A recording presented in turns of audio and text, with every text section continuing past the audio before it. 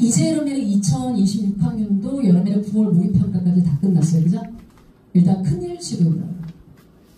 너무너무 수고하셨어요. 그럼요. 이게 보통의 긴장감이 아니거든요.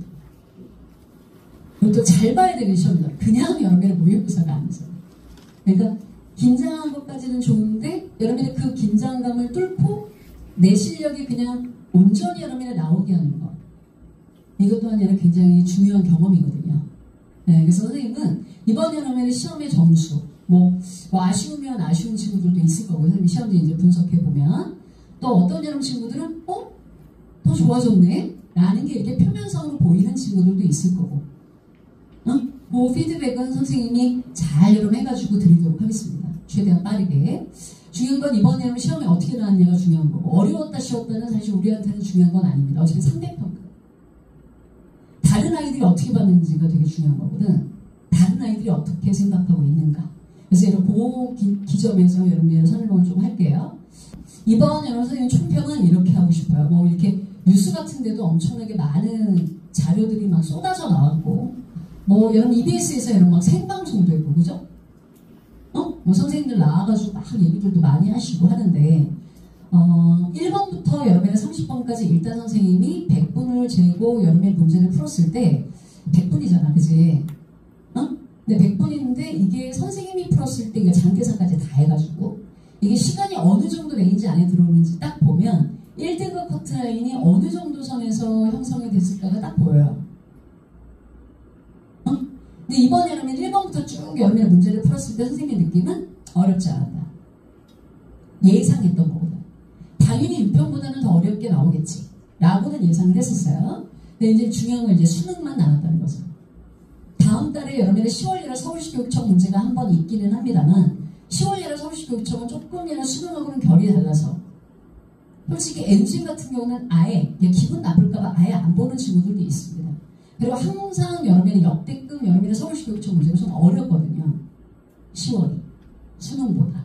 그래서 걔는 일단 제외하고 일단 모의고사는 다 끝났다.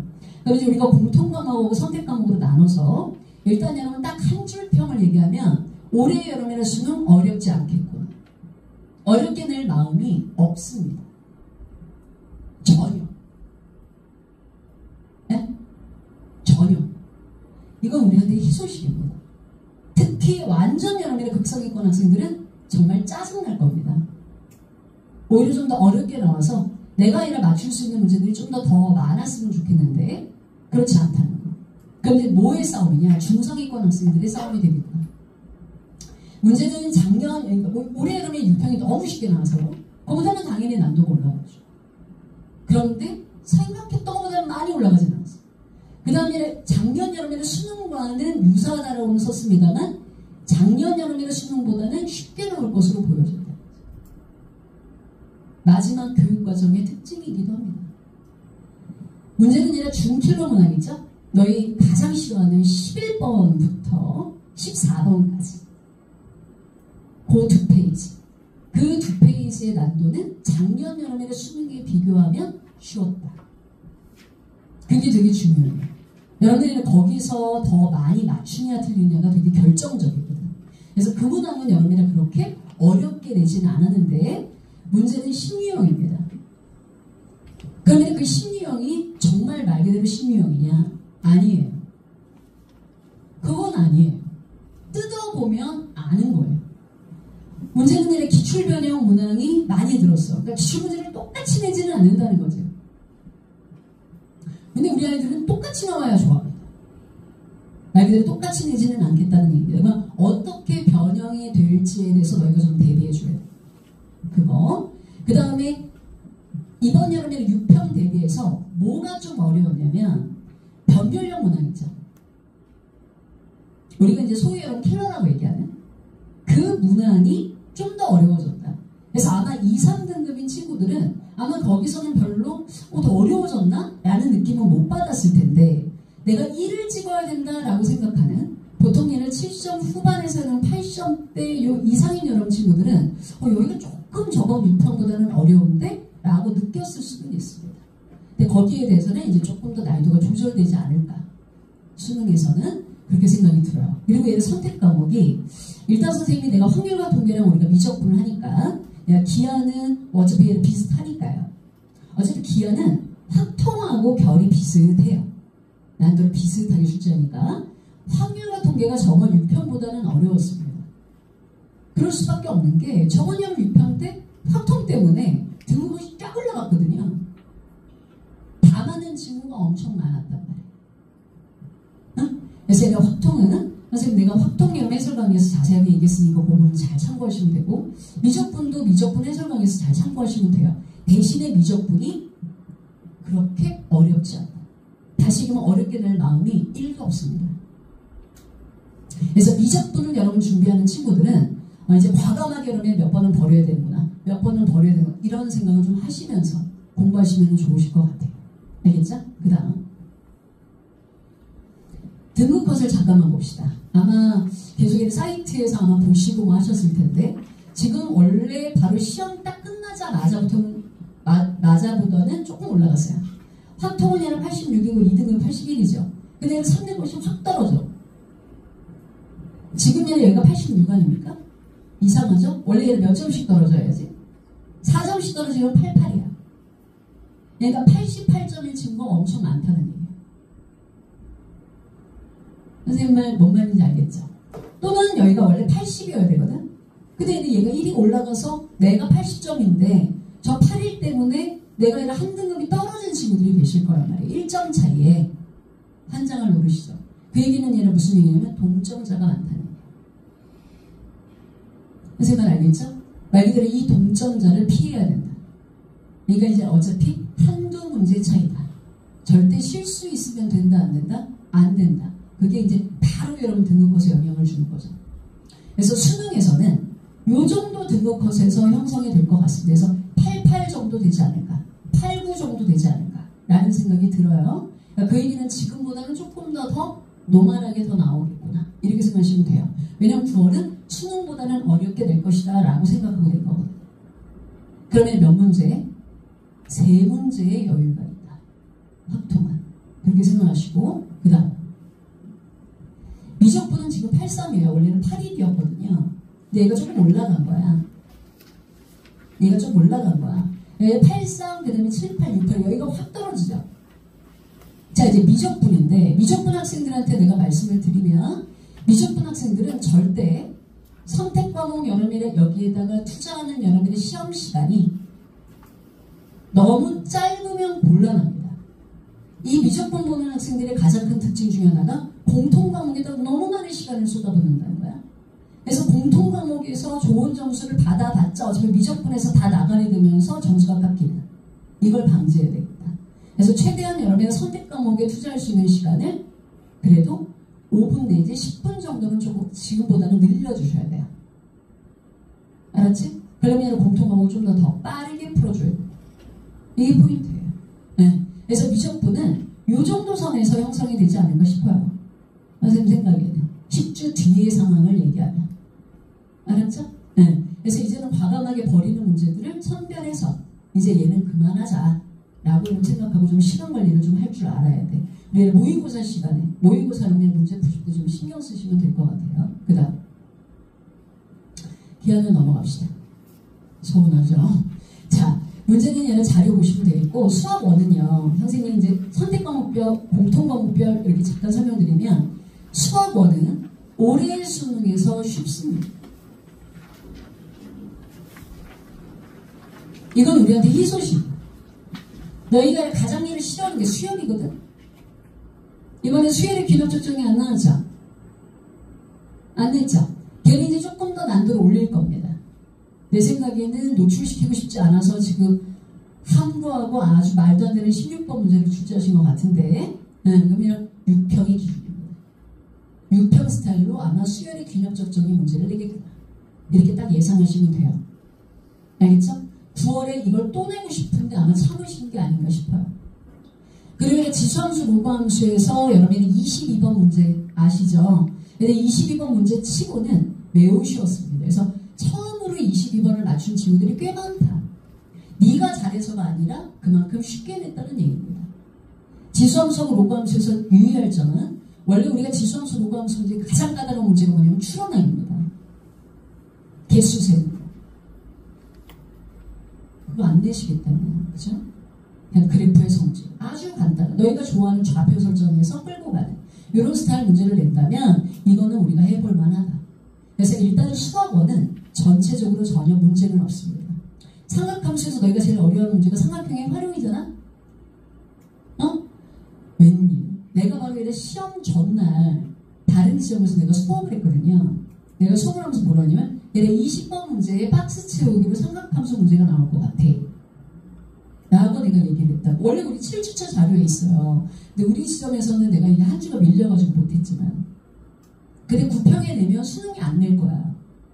근데 나오는데 만약에 박스 채우기 문제로 나오면 할선 정리가 나올 것 같아. 라고 했는데 걔가 나왔습니다. 그게 좀 아쉬워요. 얘기했으면 내가 잡듯한 걸로 될 텐데, 그지? 근데 그 얘기는 어렵게 안 내겠다는 얘기예요. 수학원. 한 페이지 넘기시면 문제는 수학 2입니다. 수학 2예요. 그래서 수학 2는 내가 요거 해설 강의하면서 선생님이 조금 더 얘기할 거고, 이번에 여러분 가장 어려운 문제가 15번이었습니다. 15번 문제가 제일 어려워요. 15번이. 15번 문제가 다음 함수의 적분법이잖아요. 그쵸? 근데 또 생각보다 이따 여러분 해설 강의 들으면 알겠지만 또 해볼만 해요. 보면 그러네. 그러실 거예요. 그래서 다음 함수의 여러분의 적분법. 여기를 얘를 좀 잘 보셔야 된다. 다시 얘기하면 출제위원들이 왜 수학 2에서 변별력을 두려고 하냐면 N수의 학생들이 수학 1보다 수학 2를 되게 잘해요. 그러면 이 잘하는 친구들한테 비율을 맞추려면 여기서 변별을 하려면 조금 더 난도를 올릴 수밖에 없어요. 그러면 지금 2등급 내지 1등급을 원하는 학생들 치고 그럼 과연 15번 문제를 틀렸을 때 내 등급의 변화가 있느냐라고 객관적으로 생각하면 나의 등급에 1도 영향이 없다는 거죠. 15번에. 무슨 말인지 이해돼? 너도 틀리고 나도 틀리는 거야? 관심 없어.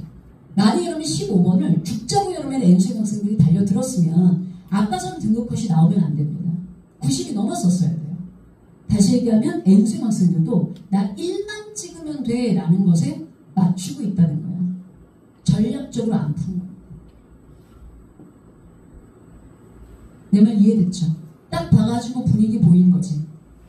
그런데 그 문제도 우리가 이제 많이 모의고사에서 그래도 느낄 수 있는 그런 문제긴 했거든. 그래서 이제는 좀 과감하게 버린다면 너희가 복습할 때 이 문제는 좀 아닌 것 같다 라는 것들은 좀 과감하게 제낄 필요가 있다는 거 알았지? 넘겨서 선택 과목은 선생님이 내가 원래 선택 과목 해설 강의에서 내가 자세하게도 얘기하겠습니다만 한 페이지 더 어렵죠. 미적분에서는 가장 어려운 문제가 28번이었습니다. 확률과 통계에서는 여름에는 몇 번이? 28번이 제일 어려워요. 28번 문제가 제일 어려웠어. 선생님 얘기했잖아. 주관식은 주관식 프리미엄이 있다. 그래서 오히려 주관식 문제가 더 쉽다. 근데 우리 얘를 서바나 얘를 모의고사 우리가 풀다가 너희 느꼈지만 그렇지 않잖아. 그런데 중요한 건 수능에서는 그렇다. 객관식은 찍을 수는 있지 않습니까? 그쵸? 그러면 그 두 문제가 내 등급 컷에 영향을 주느냐? 그것들도 영향이 없다는 거예요, 솔직히. 솔직히. 확통 여러분 28번은 중요하죠. 알겠죠? 그래서 미적분은 더 제낄 건 제껴줘야 된다. 대신 맞출 건 확실히 맞춰야 된다. 이거 뒤로 넘어가서. 기하는 여러분 자료 보시면 되겠고요. 오답률 높은 문항을 보면 확통이나 미적이나 기하나 한번 쫙 보세요. 몇 번이죠? 다 21번이죠. 고정의 유동이 나왔습니다. 뭐의 유동? 이따 선생님 해설 강의 할 때 보시면 알아요. 오히려 여러분 21번이 공부를 여러분 잘했던, 지금 여러분 많이 여러분 한 친구일수록 굉장히 딴 생각을 많이 할 수 있는 문제거든요. 그런데 출제자가 아예 못 박았습니다. 딴 생각하지 마. 난 그렇게까지 모를 생각이 없어. 라는 걸 이번에 여실히 보여줬다. 라고 선생님은 봐요. 왜냐면 주관식이니까 더 많이 틀리지 않았을까라는 생각이 들어요. 어려워서라기보다는. 그 다음에는 여기 보시면 15번이 여기 있죠. 미적분에는 아예 15번이 없죠. 키워드 보세요. 여기 15번 여기 4위에 있죠. 이 얘기는 무슨 얘기야? 찍을 수는 있었다. 그러니까 이게 다 찍어서 맞추는 거예요. 토의가 아니라. 그러나 그거는 본인만 합니다. 본인만. 저 찍어서 맞췄어요. 누가 그렇게 해요? 아무도 안 그러고. 알았지? 네, 그래서 그 문제는 아예 과감하게 넘어갔었어도 상관없었다. 이걸 보여주는 거고, 그 다음 뒤로 넘겨서 요 얘기만 하고 마무리 짓죠. 우리 고난도 여름에는 변별력 문항인데 언론에서는 다 너희가 얘기하는 뭐 22번 이런 문제, 뭐 30번 이렇게 얘기를 했습니다만 선생님은 좀 관점이 달라요. 일단 여러분의 공통 과목에서 선생님이 가장 고난도라고 생각하는 거는 15번입니다. 여기 솔직히 얘기하면 21번하고 22번은 X 하고 싶어요. 15번만. 몇 번만? 15번은 버릴 수도 있었다.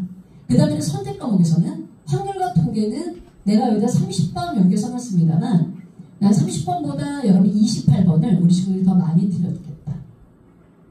오히려 더 좀 그랬겠다 라는 생각이 들고 미적분은 28번인데 이 28번 여러분의 문제는 건드린 친구가 거의 없었다라고 보여줍니다. 찍지 않았을까? 그리고 역대급으로 30번 문제가 어렵지 않았습니다. 다시 얘기하면 출제자는 이런 생각이죠. 끝까지 봐라. 응? 끝까지 읽어봐라. 그러니까 얘는 번호라는 여러분 얘가 이 번호에 있네. 이 번호에 대한 선입견은 좀 없애라 라는 강한 표현입니다. 아시겠죠? 그래서 끝까지 어떤 문항이 있는지는 꼭 보셔야 된다는 거. 어때? 이해됐을까? 네. 자, 이렇게 해서 여러분의 총평과 여러분이랑 우리 문항 분석 여러분을 마치고요. 선생님의 해설 강의로 조금 더 여러분 자세하게 말씀드리도록 하겠습니다.